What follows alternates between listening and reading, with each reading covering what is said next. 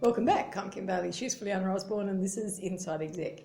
Today we're recording in a nice quiet place. We're in the State Library of New South Wales. Lovely spot to be, but it does mean that we're sitting opposite one another across the table, which we don't normally do. Oops. So you'll have to bear with me if this, when you hear it, sounds like there's lots of cuts in it, because I might have to do a lot of editing because it's quite distracting looking out the glass windows. We can't hear anything. It's really quiet and they can't hear anything of what we're saying. But you know what Fulyana's like, I've just got to keep her on track.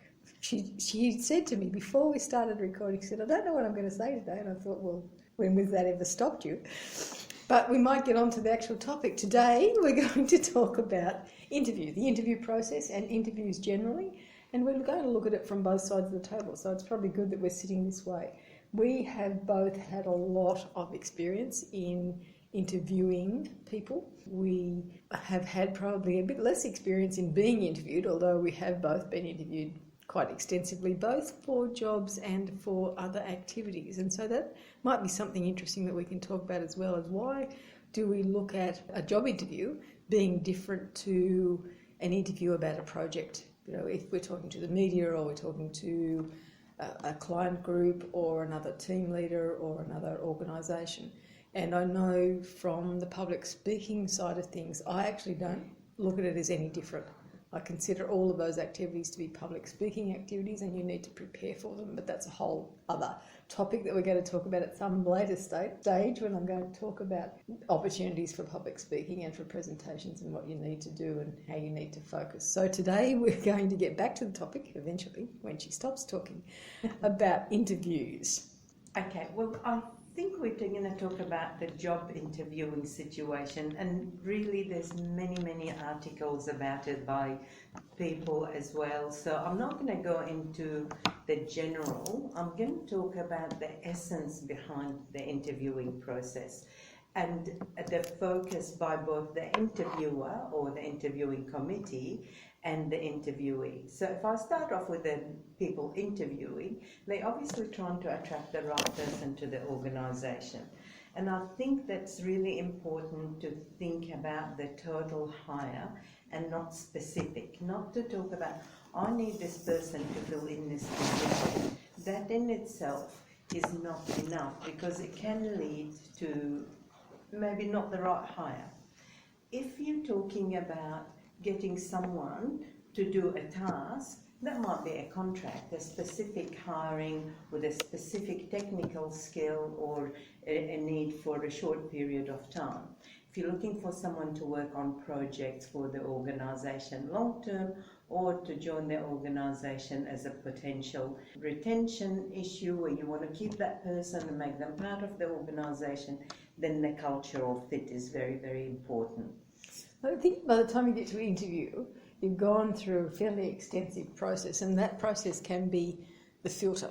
We saw in our time in mainstream recruitment that there was a move from just the standard, here is a job and you apply for it and you throw in your resume, to jobs where the selection criteria was very clear and you had to address your application and your resume and your experience to the selection criteria in order to help the employing organisation filter out the people that they felt were going to be the best fit for them. So I think when you get to the point of the interview, you don't need to be overwhelmed by how you can impress the interviewing committee or the people interviewing you with all of the things that you've done. Really, you're at the point where they know all of that, or they've taken all of that into consideration.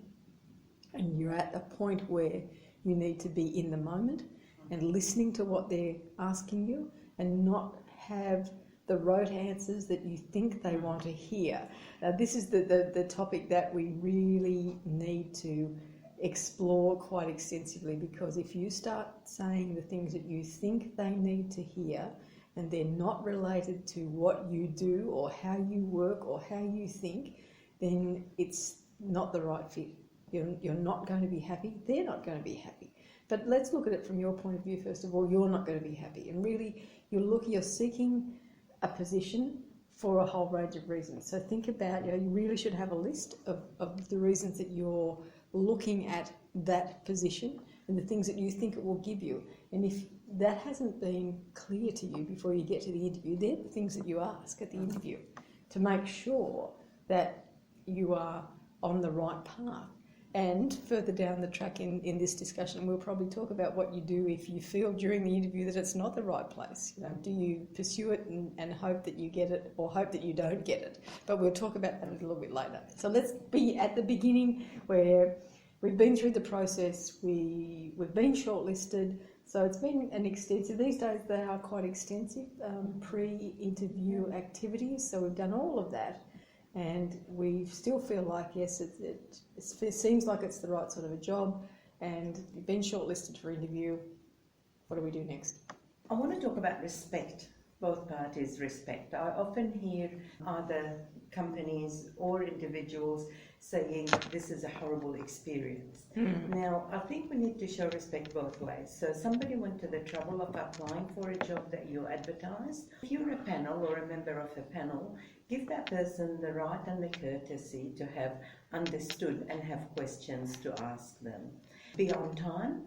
I know sometimes it can't be helped, but as a committee, you've got to show that this company cares about people, so therefore be on time, be presentable.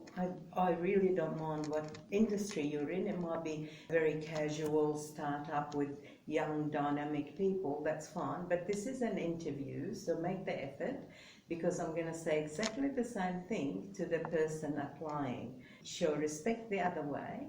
They took the time to invite you for an interview. Don't be lazy, be prepared.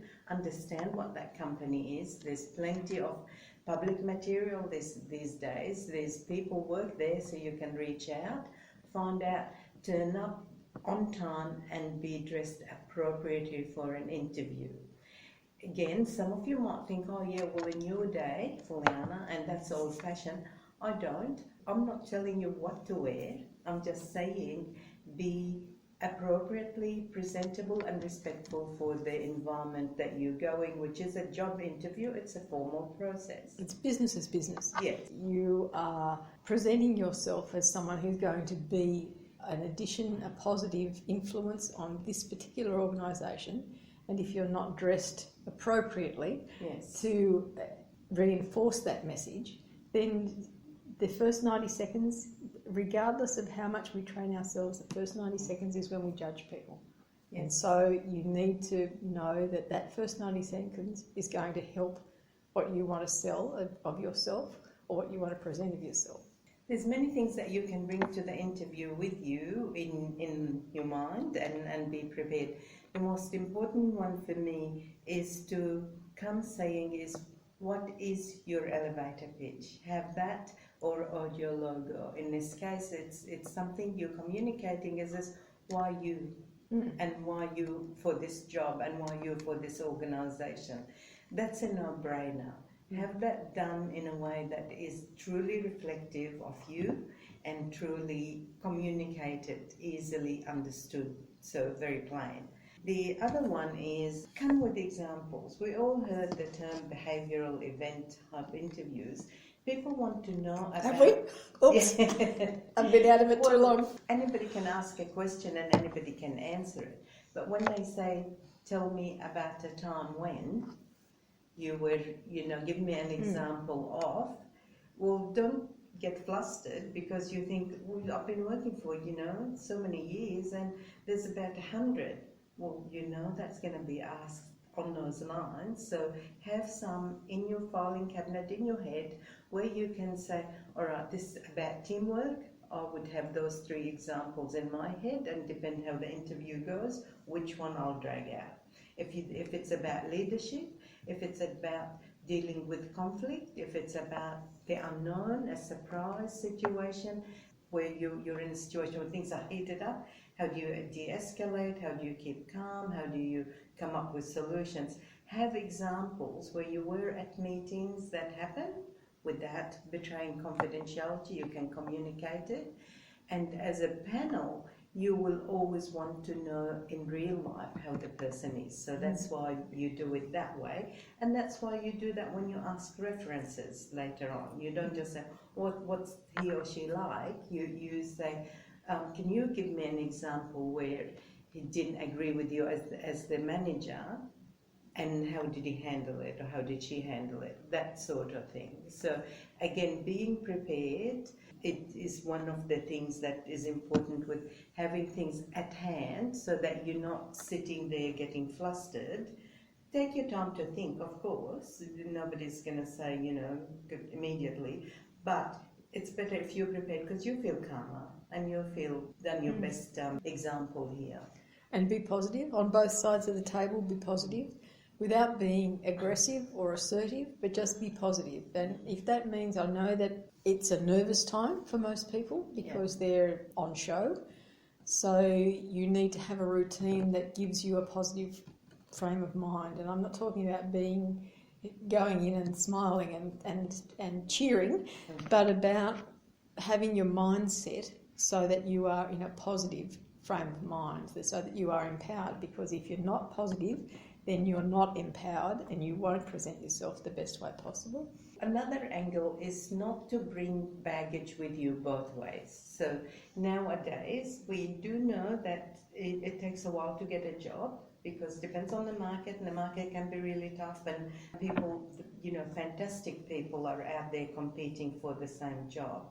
So you, as an applicant, may have had not so good experiences whereby you were not treated with respect, nobody came back to you, and you had experiences where it was they're just going through the motions or whatever. Don't bring that to this meeting, because of this is not where you've been. These are not the same people. Don't put a big label on it, say corporates don't care. It will come across. You will be coloured by that. Likewise, as a committee, say there's so many good people out there, we shortlisted out of thousands and we used an agency and everything. What sort of calibre is this? I'm sick of wasting my time looking. This is not the person you interviewed before. This is a person you haven't met most of the time. So don't bring that baggage with you. Treat it open and fair. Otherwise, you're going to miss out on selecting someone really good, and you're going to miss out on getting a job because of your baggage. That just reminded me that the other part of respect is about after the interview, and it's about from the committee point of view and from the interviewee point of view as well. You both need to thank one another for the opportunity. The committee needs to thank you, the interviewee, for the opportunity of talking to you, and you need to thank the committee for giving you the time to express your interest in their position.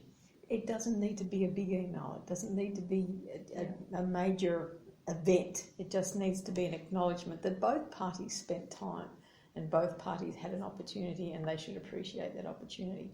And then further down the track, when a decision is made, and perhaps in that email or that communication, the interviewing committee can give an indication of how long a decision might take.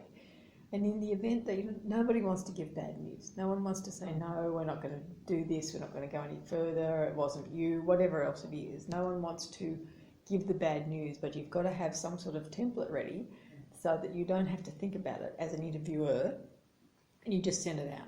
And it just says, again, we thank you for your time on this occasion.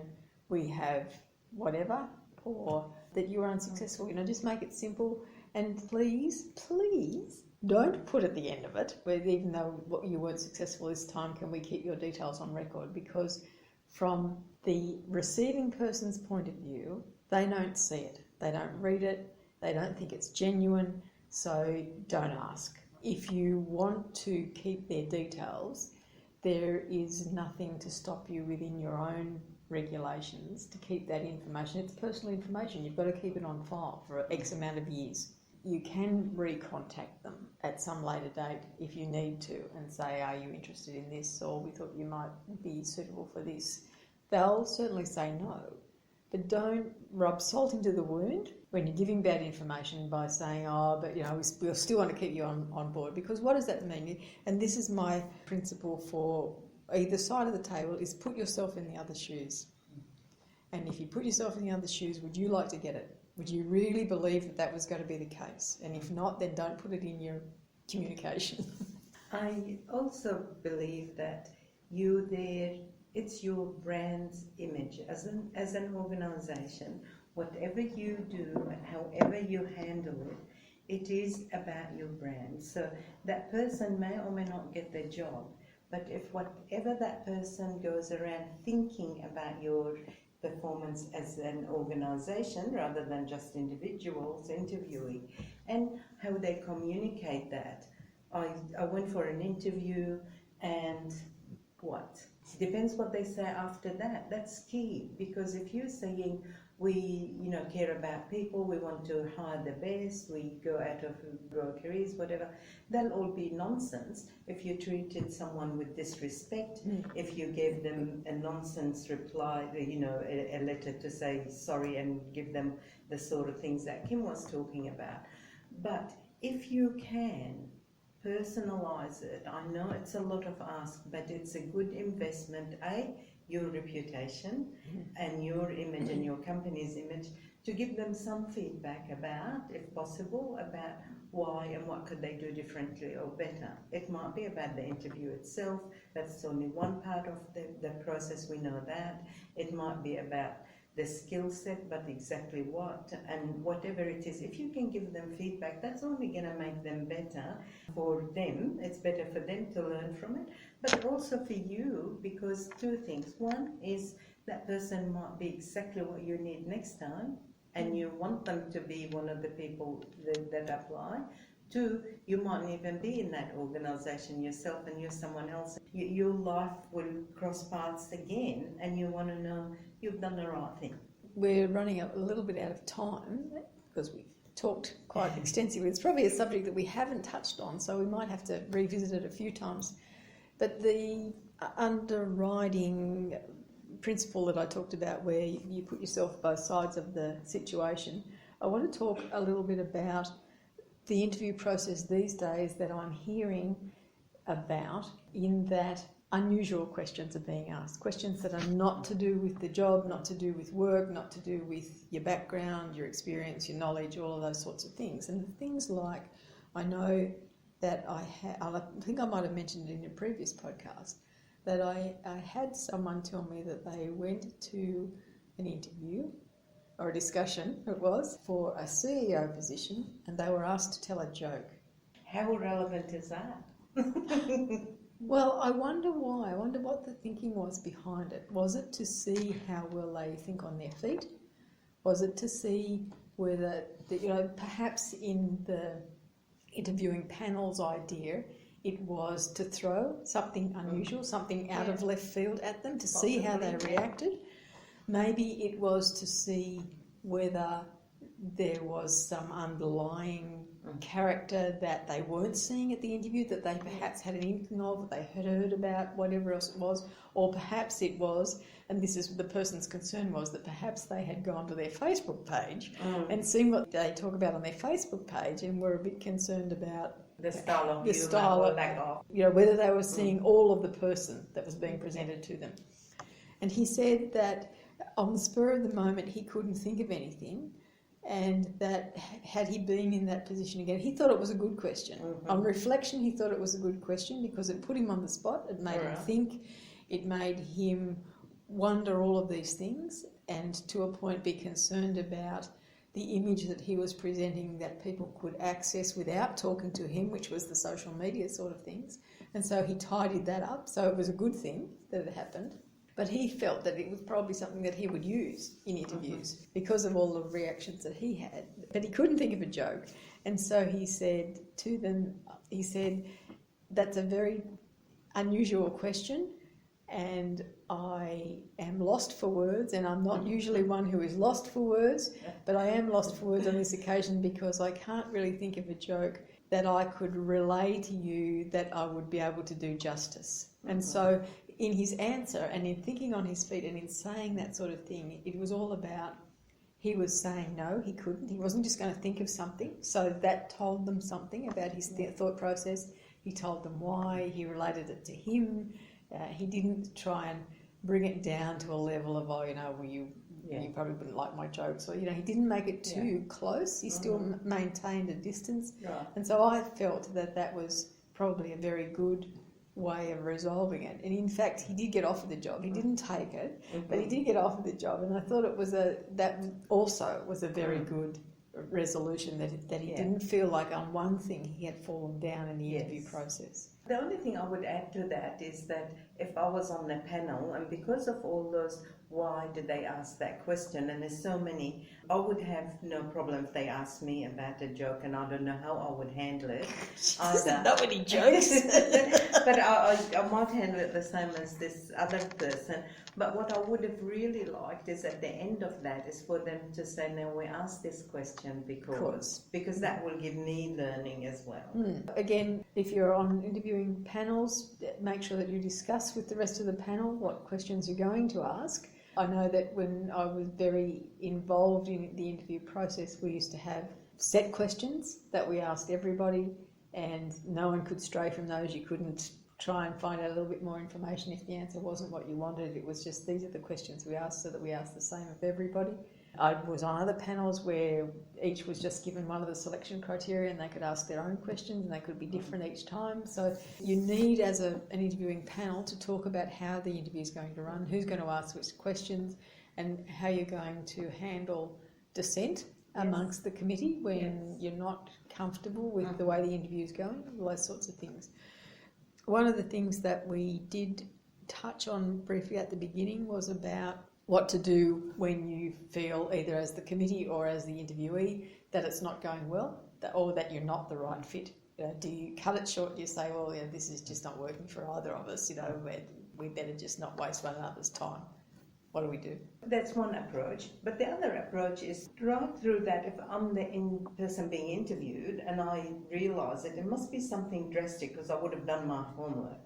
And if that happens, I will not terminate the interview. I will not lose interest. I'll continue to be engaged and do what I can, only because it's my reputation, it's my presentation, it's my opportunity to meet these 3 people or 4, whatever it is, and for me to leave it. It's later on that whether they offer or before they offer, I'll think about how I come and not waste time. So, look, let me clarify something, because if this is my understanding and based on that, I don't think I want to go ahead, and that's fine. But for the interview itself, I will not, and I will stay engaged. And that's important, because otherwise they read things in not knowing that it's not for me. Yes. As a panel, again, if you thought the person is not the right person, again, to be consistent, it depends on your process, to be consistent, let the person have the full opportunity, or clarify there and then. You just said that you did an identical job for like this, and you gave us 3 reasons why you hated it. Could you please again tell us why you applied for this one, if it's something like that? So clarify, and then say, well, based on this, we might have to leave it there, and you can do that. I think we might call a halt to this particular discussion. No, it obviously is one that we will talk about again, because we've talked for quite some considerable time. But for now, I'm Kim Bailey, she's Fulyana Osborne, and this is Inside Exec.